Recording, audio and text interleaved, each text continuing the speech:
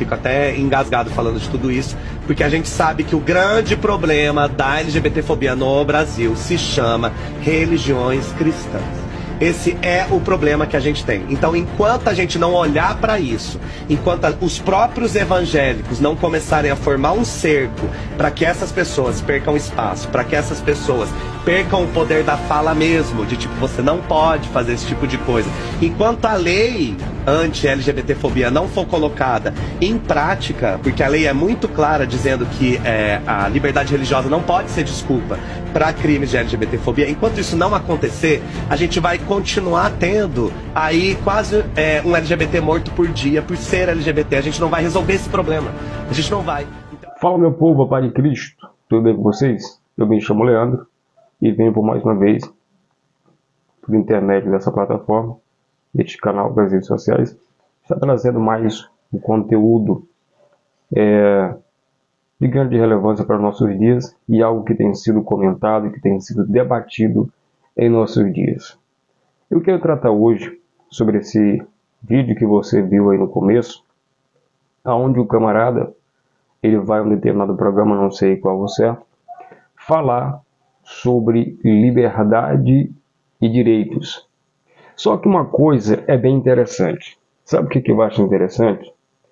É que essa turma, por exemplo, não vou aqui generalizar e dizer todo mundo, mas os que fazem parte dessa turma da qual esse camarada aí faz parte, eles argumentam a liberdade e o direito de expressão. Só que ao mesmo tempo, eles querem ter liberdade silenciando os outros. Só que é bem interessante pensar o seguinte, é quase que um paradoxo. Que liberdade é essa que eu estou pregando? Que livre manifestação de pensamento é esse que eu estou pregando?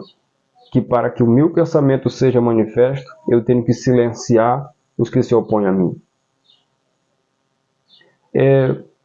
Todas as vezes que se falam de liberdade cristã, de liberdade religiosa, sempre abrem uma caixinha para dizer o seguinte: a liberdade religiosa. Que liberdade religiosa? Que liberdade é essa que está limitado a uma caixinha chamada religiosidade? Aqui não se trata de uma mera liberdade religiosa. Se trata da livre liberdade de manifestação de pensamento por parte de qualquer indivíduo. A maneira como um cristão pensa, a maneira como você que não é cristão pensa, isso não restringe você a uma mera liberdade religiosa. Isso trata-se de liberdade. Se eu desejo ter liberdade para mim expor as minhas opiniões, como eu estou fazendo aqui agora, eu não posso querer silenciar os que se opõem à minha opinião. Nós vivemos, eu acredito que ainda nós vivemos em um país de democracia. E a democracia é justamente isso, que os meus opositores, que as pessoas a qual eu faço oposição ou vice-versa, a gente tenha liberdade no mesmo campo, na mesma área, para cada um expor a sua ideia.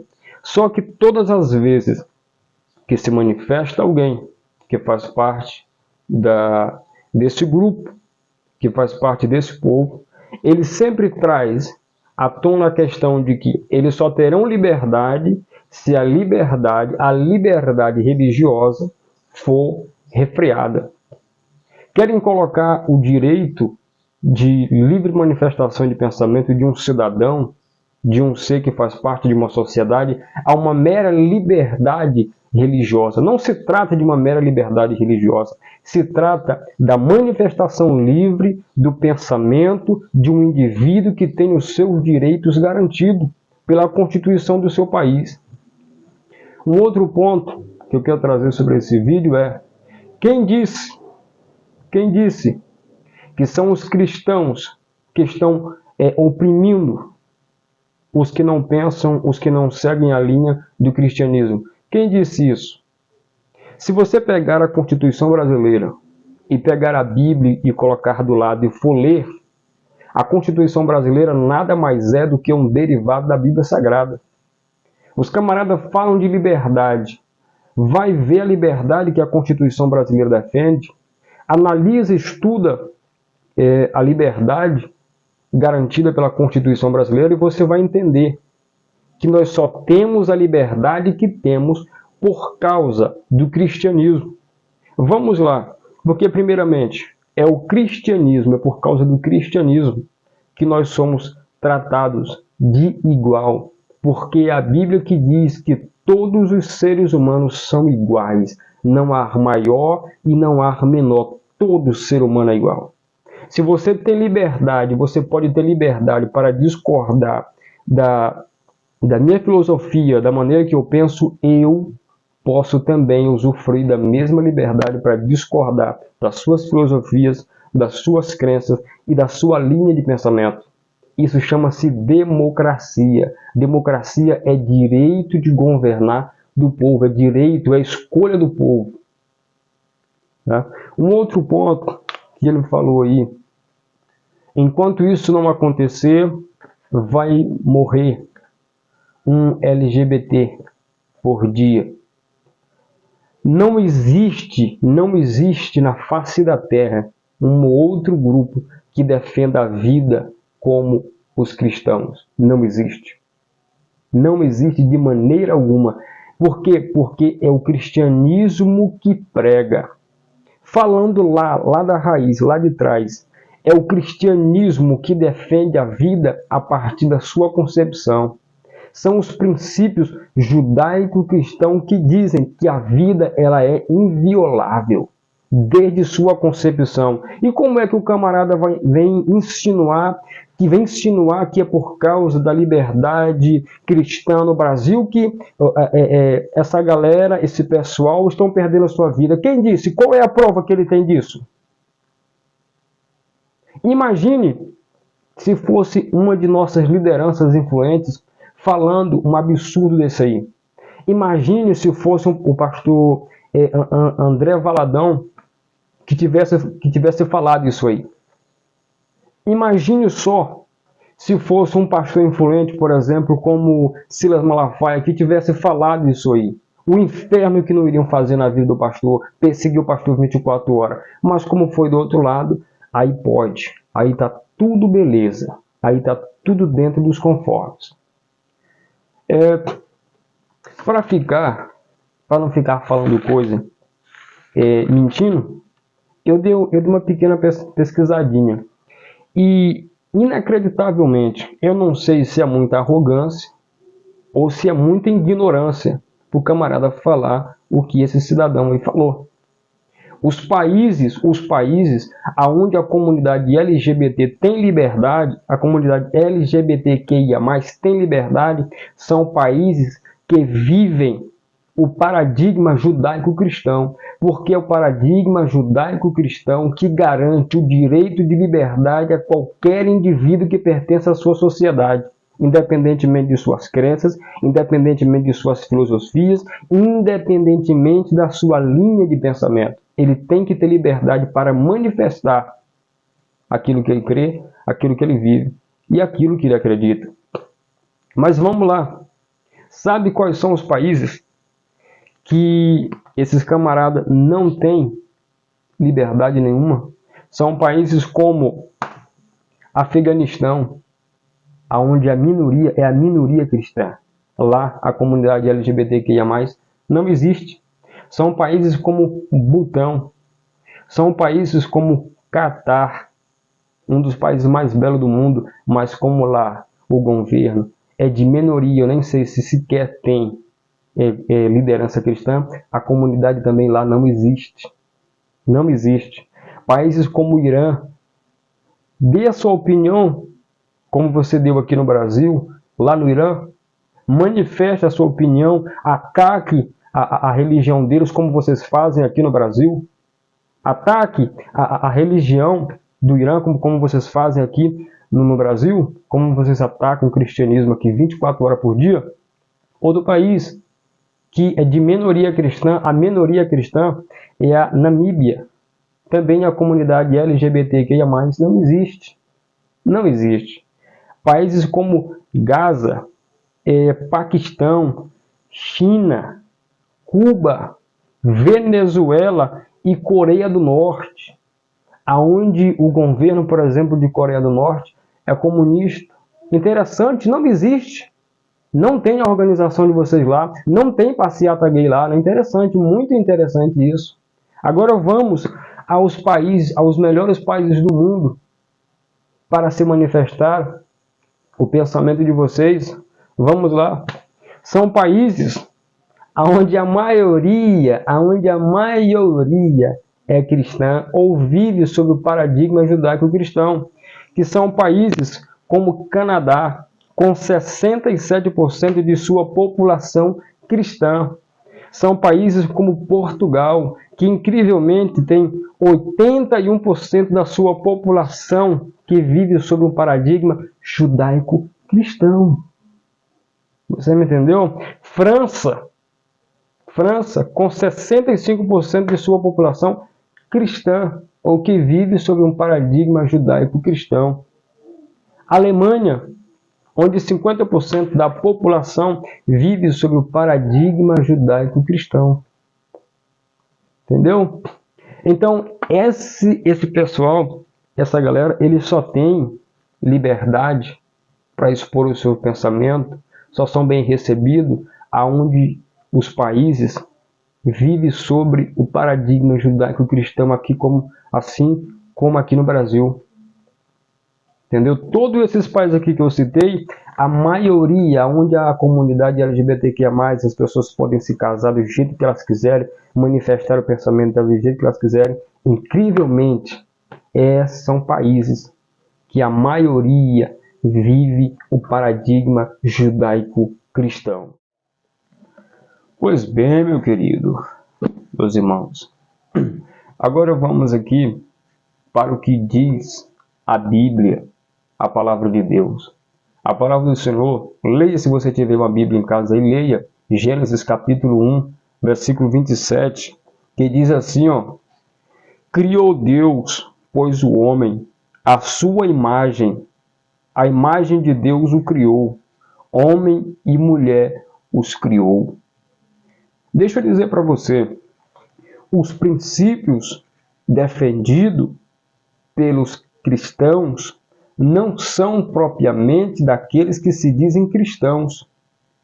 Os princípios defendidos pelo cristianismo não são propriamente do cristianismo.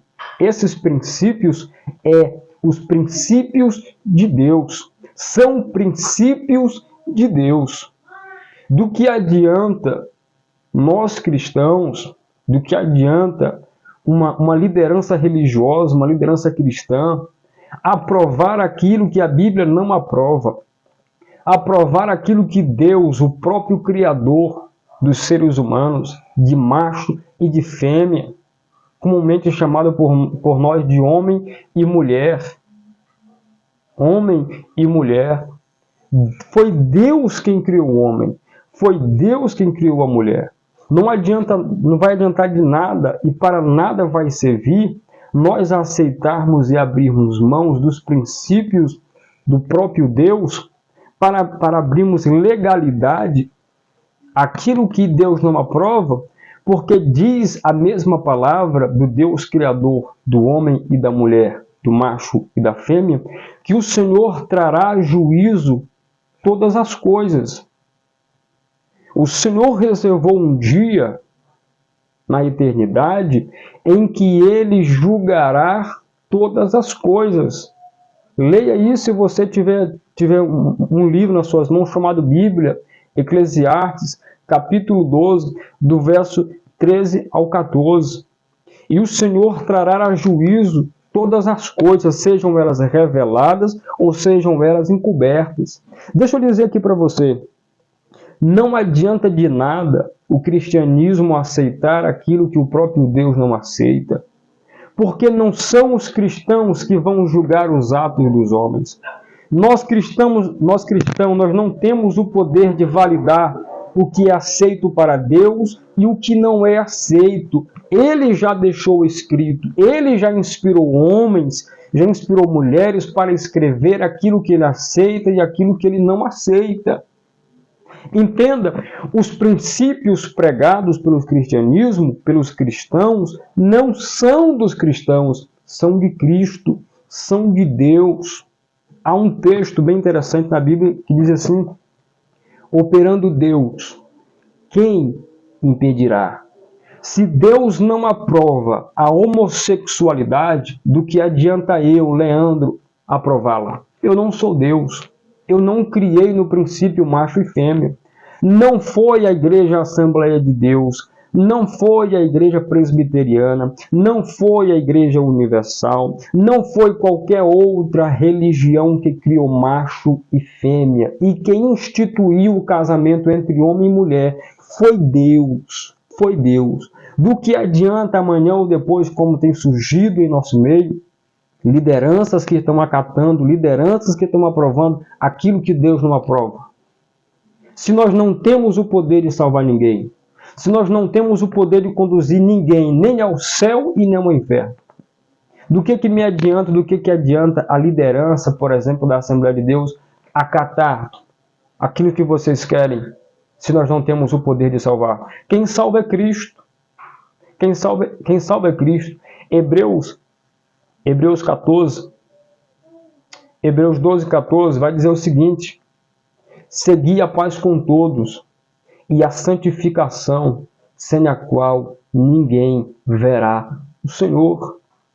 Eu não sei se vocês conseguem entender ou perceber isso, mas um ser humano, quando ele se comporta da maneira em que muitos têm se comportado, homens casando-se com homens, mulheres casando-se com mulheres, é um comportamento que vai contrário à nossa própria natureza. É o ser humano se comportando de uma maneira que vai contra a própria natureza que trouxe ele à existência. Porque para que haja uma nova vida, é necessário a união entre um homem, que foi Deus quem criou, e uma mulher, que também foi Deus quem criou. E casem-se, que foi Deus quem instituiu o casamento entre homem e mulher. Não adianta, meu querido, não adianta, não é preconceito, não é fobia nenhuma, são princípios imutáveis. Assim como um peixe não consegue viver fora da água, o ser humano, da mesma maneira, não consegue viver, existir ou coexistir fora dos princípios de Deus. Entenda, não é o cristianismo que odeia essas coisas, é Deus. Não é o cristianismo que desaprova essas coisas, é Deus. Se Deus não aprova, do que adianta os homens aprovarem em nome de Deus? Se Deus já estipulou que a santidade, do que adianta eu estipular outra coisa em nome de Deus? Se só Deus, querido, só Deus, entenda. Aqui não existe, eu posso falar de algo que eu entendo, aqui não existe racismo, aqui não existe fobia nenhuma, aqui não existe preconceito nenhum. Eu, pelo meu histórico dos meus antecedentes, dos meus pais que viveram antes de mim, eu sou o primeiro a me levantar contra qualquer preconceito, qualquer racismo, qualquer fobia, mas não se trata disso, se trata de princípios estabelecidos pelo próprio Deus e eles são imutáveis. Eu repito mais uma vez, assim como um peixe não consegue viver fora da água, o ser humano não consegue existir fora dos princípios de Deus. Eu concluo dizendo: Deus ama você, deseja salvá-lo, restaurá-lo. Deus o ama. Deus o ama de tal maneira que deu o seu Filho unigênito, para que todo aquele que nele crê não pereça, mas tenha a vida eterna. Mas Deus, queridão, não aceita o pecado. Deus ama a todos, mas não ama a tudo. Deus aceita a todos, mas não aceita a tudo. Foi Deus quem disse essas coisas. Não adianta lutarmos, primeiramente, contra Deus e, segundo, contra a nossa própria natureza. Que o Senhor abençoe a cada um dos meus irmãos em o nome de Jesus.